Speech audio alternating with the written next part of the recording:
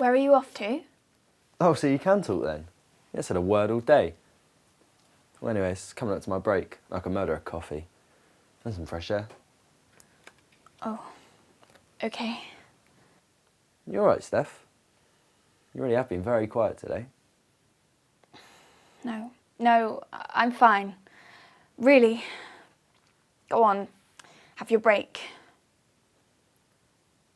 I'm sorry if I've been a bit antisocial. I'm just... No, I'm okay. Go on, I'm okay. Are you sure? Yes, of course I am. What is it, Steph? What's wrong? It's nothing. It's just... I just don't like being here on my own. What, here in the filing room, you mean? Don't worry, I'm just talking rubbish. Go on, have your break. Go and have a gooey cake too. Look, Steph, it really does look like something's bothering you. I mean, I don't want you to think I'm being nosy or anything, but... Well, it's just, I'm doing some counselling skills as part of my course. Well, I'm not qualified yet, but I can still listen, you know? Be here for you. What do you mean, be here for me? Yeah, sorry, that did sound a bit new agey. All I mean is, I'm happy to listen. If it would help you to tell me what's bothering you. You can't help. What could you do?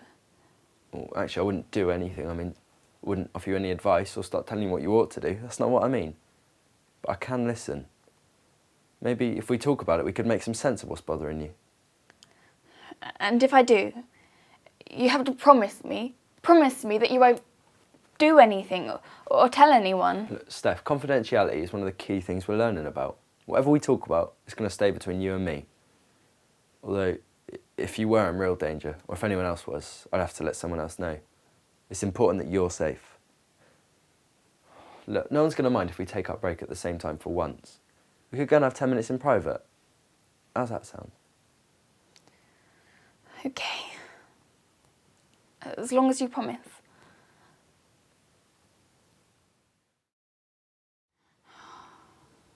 Oh God, I hate it here so much. I wish I didn't have to come here. I need the placement though, and if I just walk out, my mum will kill me. I've asked at college and there's no way they can find me somewhere else. But I just don't think I can do it. Well, you don't want to be here, but there doesn't seem to be a way out. No, there isn't. I just have to get on with it. Bloody hell. You sound really unhappy, Steph. Really fed up. I am, and I just have to get on with it and just keep on going, you know? Smiling. Telling everyone I'm okay. But you're not okay, are you? What is it, Steph? What's wrong? I can't say it, I just can't. It makes me feel horrible. Earlier on, when we were in the filing room, you said you didn't want to be left on your own. You seemed, I don't know, nervous, anxious, I guess. I mean, pretty frightened, actually. I am frightened. It's because it's Mr. Peters. Mr. Peters? He's...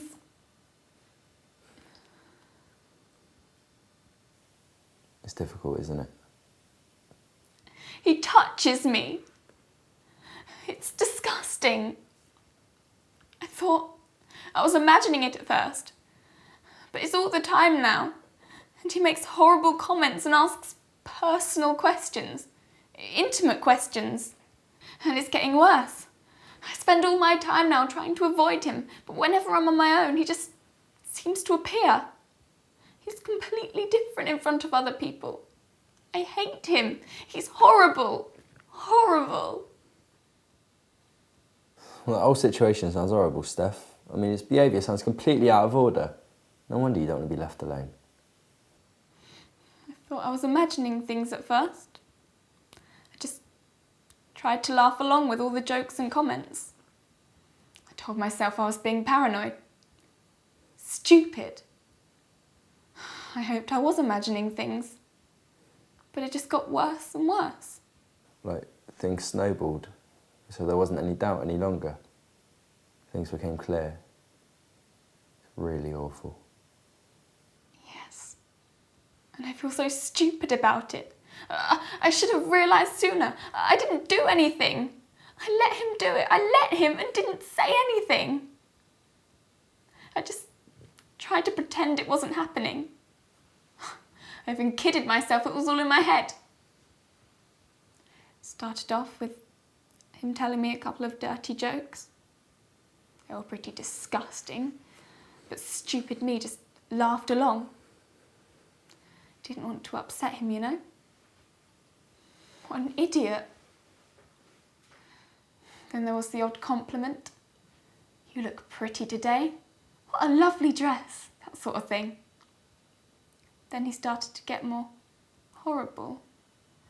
And now, it's just disgusting. But I should have stopped him right at the beginning, not just giggled like an idiot and said, thank you. Now look what's happening. He's all over me now. Touching, stroking. That's a really horrible experience. It was. It is. I don't know what to do. You must think I'm crazy. I mean, it's not exactly something that happens to blokes, is it? Well, I don't know about that, Steph, but I mean, I wonder how it feels for you to be talking to me now. I mean, I'm a bloke and your experience of men at the moment is not exactly great. I was pretty nervous, to be honest. Not that I'm some sort of psycho that thinks that every man in sight's going to suddenly lunge at me. Must sound like it. You seem to be taking all the responsibility. I mean, you're blaming yourself and you're feeling awful. I should have stopped him. Well, Steph, you were in an awful situation. I mean, at first you did sense things were wrong, but you weren't quite sure. I knew it was wrong. I just couldn't believe it was happening. And I didn't want to make a fuss, you know? Make him angry with me. You didn't want to upset him. Didn't want to make a fuss. It sounds silly now, but I didn't want him to accuse me of making a fuss about nothing. Being a drama queen or something. Not being able to take a joke. Well, it certainly doesn't sound like nothing to me. What an idiot I've been. And now it's too late. I should have realised sooner. It's my own stupid fault. Steph, you're taking all the blame for someone else who's being completely out of order. I mean, you're blaming yourself when you're feeling awful. Yes, but you're not a girl. Like you said, you're a bloke. It's different for you. Well, yeah, you're right. I'm not in the same situation as you, and I never have been, but... Well, I'm sitting here, and I'm starting to feel really angry about what you're going through. You won't say anything, will you? No, of course not. Look, like I said at the beginning, whatever happens here is between me and you. I am aware, though, of what an awful situation you're in, and how you've had to cover it up. And you're still having to cover it up. The story of my bloody life. I'm sick of it. Sick of pretending that everything's okay when it's bloody not. When I'm at home, all Mum and Dad do is fight and bicker, and they bitch to me about the other one.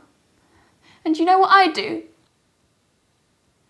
I agree with whoever's talking to me, and then hate myself for being disloyal to the other one. They haven't even noticed how unhappy I am. They're so wrapped up in their own private war.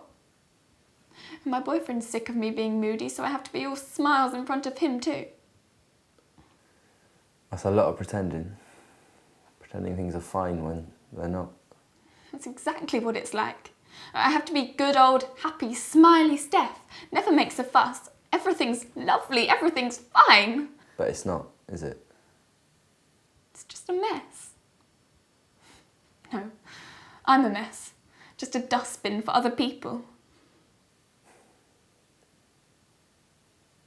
Ouch, that's harsh. Well, I mean, at home it certainly looks like the conflict between your parents is taking priority. Where I'm concerned, everyone else takes priority. Well, you say your parents haven't even noticed how unhappy you are. But I wonder whether you've actually told them. No, of course not. Just like you didn't say anything to Mr. Peters. Oh, God, that's exactly what it's like. And your voice just disappears. That's it, exactly.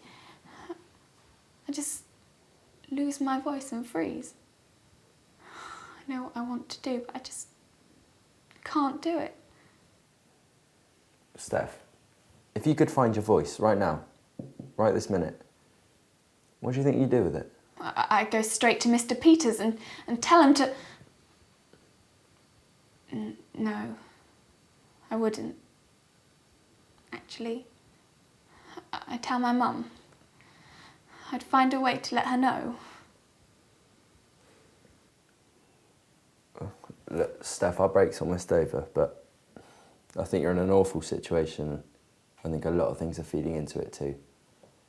Like I said, I'm not a counsellor, but I can always be here to support you if you want me to.